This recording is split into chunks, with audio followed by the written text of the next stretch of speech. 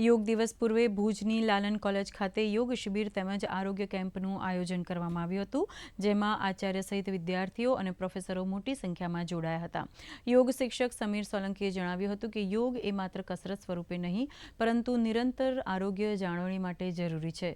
તો પલ્લવીબેન સોલંકી દ્વારા classical yoga dance રજૂ કરવામાં આવ્યો હતો. કાર્યક્રમમાં રોગ પ્રતિકારક શક્તિવર્ધક અમૃત પેય ઉકાળો પીવડાવવામાં આવ્યો હતો.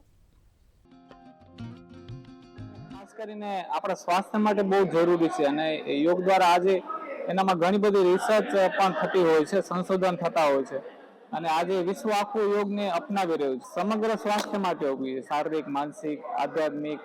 દરેક લોકો યોગથી માહિતગાર થાય અને કઈ રીતે સ્વસ્થ અને નિરોગી જીવન માટે યોગ જરૂરી છે એ બાબત શીખી શકે, સમજી શકે, એને માટેનું યોગ શિબિરનું આયોજન કરવામાં આવ્યું.